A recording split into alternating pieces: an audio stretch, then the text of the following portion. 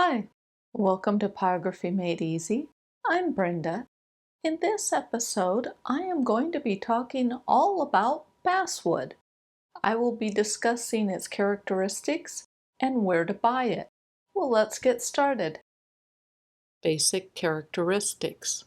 Basswood, scientific name Tilia americana, is also referred to as linden or lime, but it's not related to the fruit lime tree.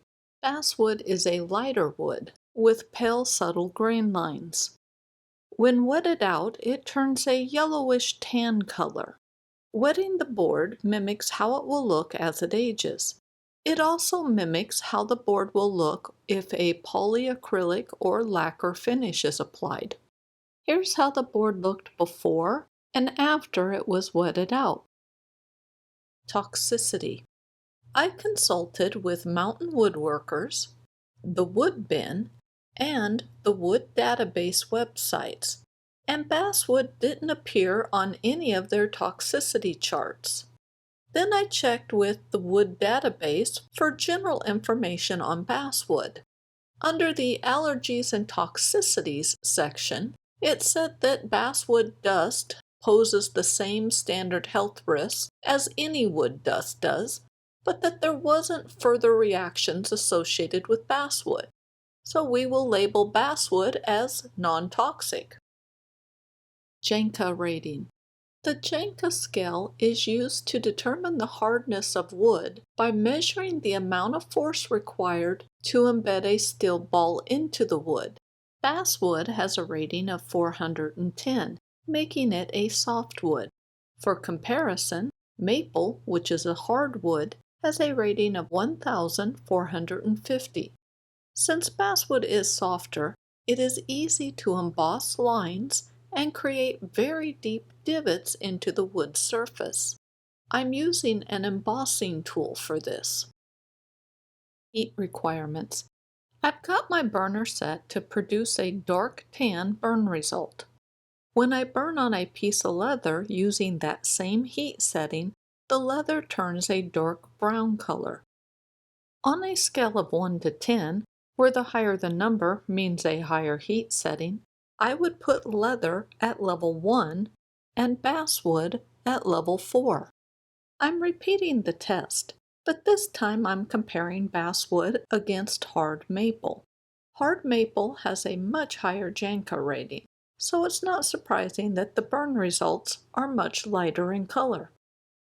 Next, I compared basswood and birch plywood. Birch plywood has a Janka rating of 1,260, so it's considerably higher than basswood. Then I compared basswood and Pacific albus.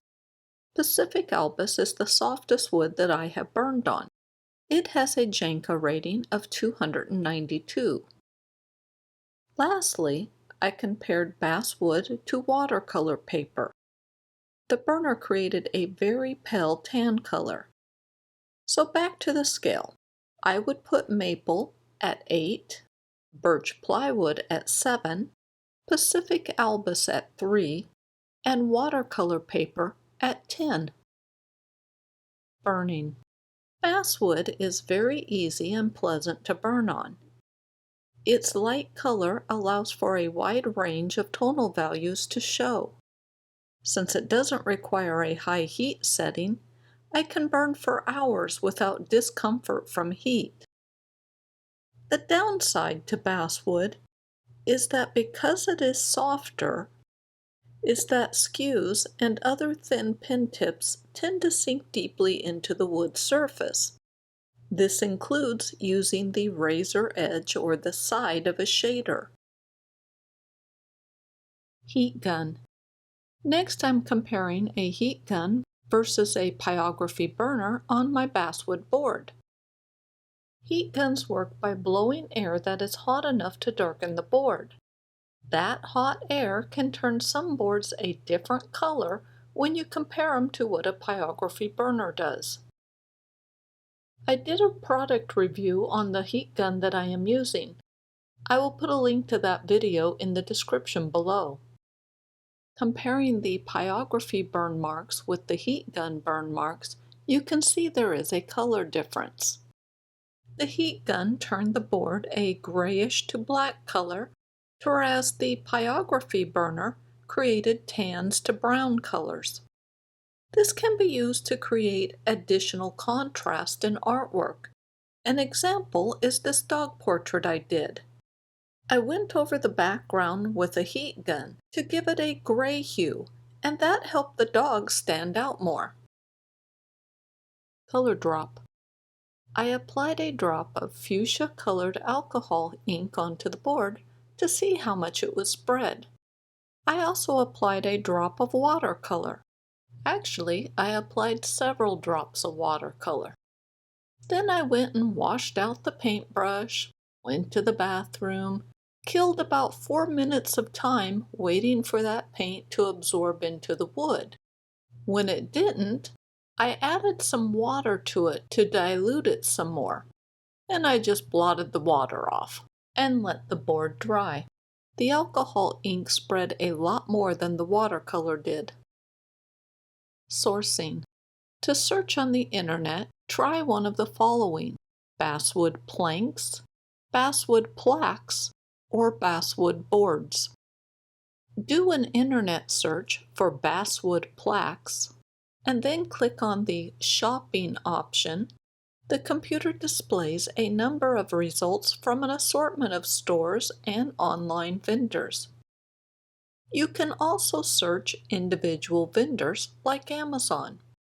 Other examples are Walnut Hollow, which has a number of options, and Blick Art Materials, which also has quite a few options. I buy my basswood from a wood store that specializes in woods for woodworkers.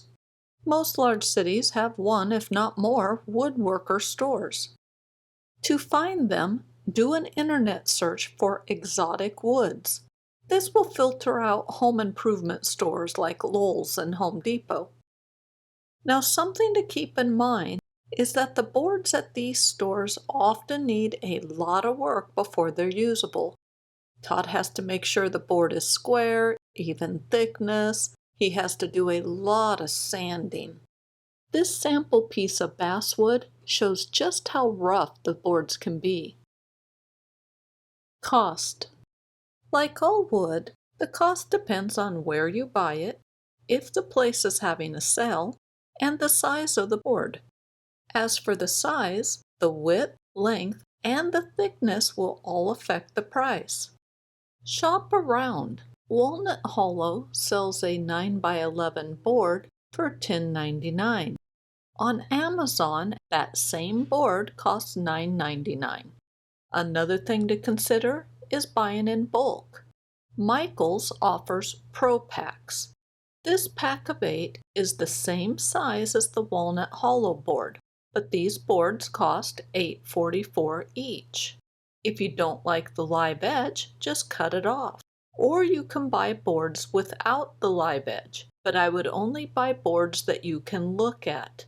Often these types of boards are composed of several smaller boards glued together, and the color is seldom uniform. Another option is to buy really thin boards and make cradled boards out of them. Blick Art Materials offers a 10-pack of 10 by 24 inch boards. These are 1/8 inch thick. They cost $8.63 each. Cut them in half, and you now have 20 8 by 12 boards for $4.31 each. I have a tutorial that explains how to make a cradled board. I'll put a link to that video in the description below. Another option is to use a place like Oak Couch Hardwoods. They sell solid boards made from a single piece of wood. Under the basswood options, there is a 1/2 inch thick board that is 8 by 24 inches wide. It costs $10.85. Cut it in half, and you have 2 boards that are 8 by 12 for $5.43 each. To ensure that the board does not warp, I recommend buying a 3/8 inch or thicker board. Another option is to buy rough lumber like I do. This requires a lot of work to get it ready for use. The last board I bought at Crosscut was a few years ago. It measured 10 inches wide by 15 feet long and 1 inch thick, and it cost me around $4 per board foot. I ended up with 15 boards that were 12 by 10, each one costing around $4. Suitability. Basswood is suitable for all pyrography wall art, from simple silhouettes to signs to very complex artwork. I wouldn't use basswood for artwork that will be handled a lot, for example, cutting boards. My artwork. Here are some examples of some artwork that I have done on basswood. The size is listed in inches. The date is when I finished the artwork, and I listed the number of hours it took me to create the artwork. The majority of the artwork I do is burned on basswood boards. Pros and cons. We'll start with the pros. It tends to be pale in color. There are minimal grain lines. The grain lines tend to be pale. It doesn't require a high heat to burn. It's softer, so it's easier to emboss. It's not very expensive, and it's readily available. You can find it at numerous stores and websites. The cons. It is a softer wood, so it dents easily. I wouldn't use it for items that get handled a lot. And it's easy to gouge the wood when fixing mistakes. Basswood is currently my favorite wood to burn on.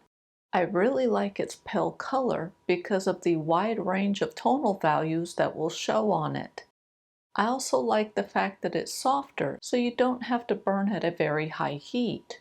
And another benefit of this wood is that it is easy to find, at least where I live. That is it for this video. On my website, Pyrography Made Easy, I have a blog that discusses every type of wood that I have burned on.